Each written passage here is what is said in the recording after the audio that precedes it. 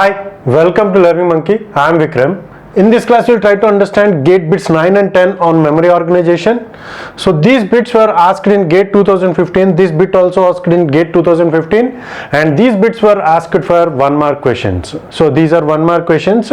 So coming to this bit, and the concepts related to memory organization has already been discussed in our previous videos.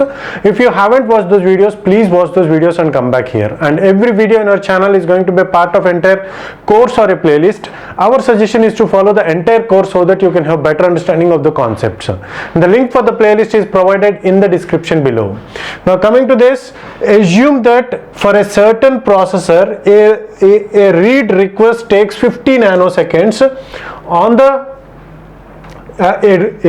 a read request takes 50 nanoseconds on a cache miss and 5 nanoseconds on a cache hit. So this concept, average memory access time, we have made separate videos on 2-level average memory access time and 3-level memory access time. So if you haven't watched those videos, please watch those videos. Now, so what they are stating is, whenever there is a read request, it takes 50 nanoseconds if it is a cache miss.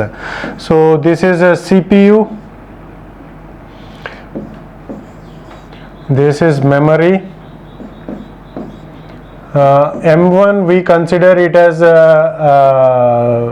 cache memory, and this is main memory. So whenever there is a miss in the cache, so it is going to take 50 nanoseconds, and separately, so this is a simultaneous memory access. Why we are going to take it as simultaneous? Because separately, what is the amount of time taken by the main memory has not been provided. If it is hierarchical, so then the separate time will be provided. So they are directly stating that a read request takes 50 nanoseconds on cache miss. If it is a cache miss, so then it is going to take 50 nanoseconds. Okay, so it itself is stating that it is simultaneous memory access, simultaneous organization. If it is a cache hit, it is going to take 5 nanoseconds. If it is a cache hit, it is going to take 5 nanoseconds. Suppose while running a program, it was observed that 80% of the processor's read requests result in cache hit. The average read access time in nanoseconds is. So it's very simple and direct formula that we have observed. So what they are saying that the hit ratio is 0.8 80%, so it is 0.8, and miss ratio is 0.2. So what is that formula? It is hit ratio into T1, amount of time taken by this M1, so plus miss ratio 1 minus H, so which is miss ratio into T2. So what is that we are going to get? It is 0.8 into T1 is 5 nanoseconds plus 1 minus H is 0.2 into T2 is 50 nanoseconds. So if we do the math, so we are going to get 14 nanoseconds. So I know the answer, so I am giving the answer directly. So you please do the mathematics required for it. It is 14 nanoseconds. Okay, so this is the answer. And coming to our next bit, this bit was also asked in 2015. So let's see this bit. Consider a machine with a byte addressable main memory. Byte addressable main memory means every word is a byte. So this is byte addressable main memory. So every byte is addressable. Okay, so byte addressable memory with 2 power 20 bytes. So the number of bytes are 2 power 20. So the main memory size is 2 power 20 bytes. So the main memory address, the address that is generated by the CPU is 20 bits. Okay, so block size is 16 bits. Block size is bytes. Block size is 16 bytes, which means 16 bytes are grouped into one block. So 16 bytes are grouped into one block, and a direct mapped cache having 2 power 12 cache lines. So the cache is having 2 power 12 cache lines. It is not bytes. So cache lines means already the things are grouped. So after grouping we are going to get 2 power 12. So the based upon the 16 words, 16 bytes are grouped. So after grouping we are going to get 2 power 12 cache lines. So the cache size is 2 power 12. So each line needs 12-bit address. Each line needs 12-bit address. Let the address of 2 consecutive bytes of the main memory is.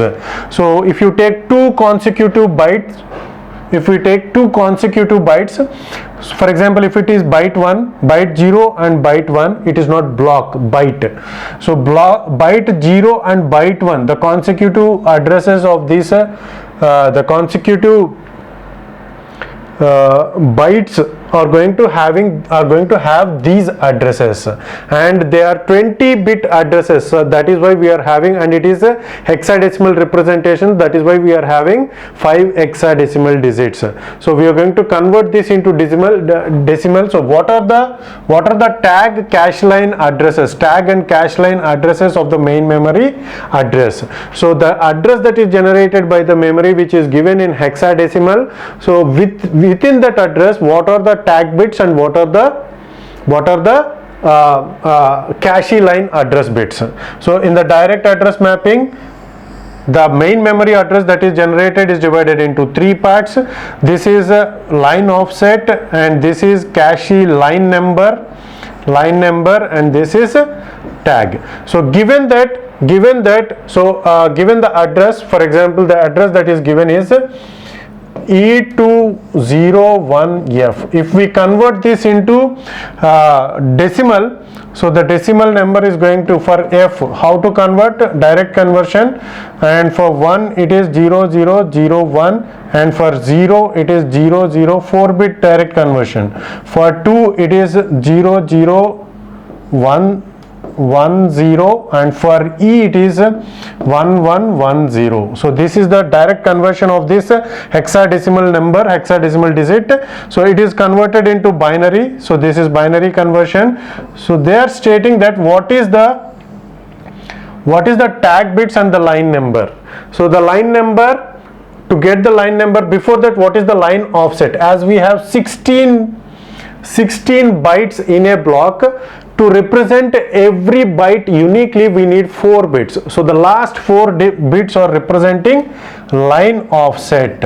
And what about the line number? How many lines are there? We are having 2 power 12 lines in the cache memory. It is directly given. So 2 power 12 lines in the cache memory means to represent each line uniquely we need 12 bits. So the next 12 bits are going to represent the line number. So these are the 12 bits which are going to represent line number, and these are the 3 bits which are going to represent tag. So these are the 4 bits which are going to represent the tag. Okay, so now if we convert this into hexadecimal, so what they are representing? So this is represented by E, and this is 2.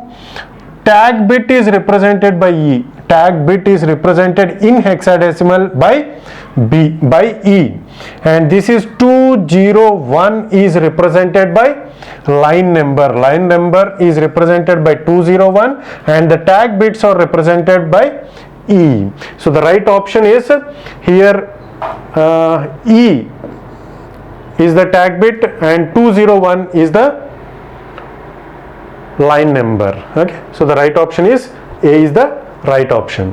Hope you got the clarity on this concept. Thanks for watching. If you haven't subscribed to our channel, please subscribe to our channel and press bell icon for the latest updates. And if you have any doubts regarding these concepts, please post your doubts in the comment section below. And if you feel that this video is helpful to you, please give us a like symbol, and please share this video with your friends so that they will also get benefited. Thanks for watching.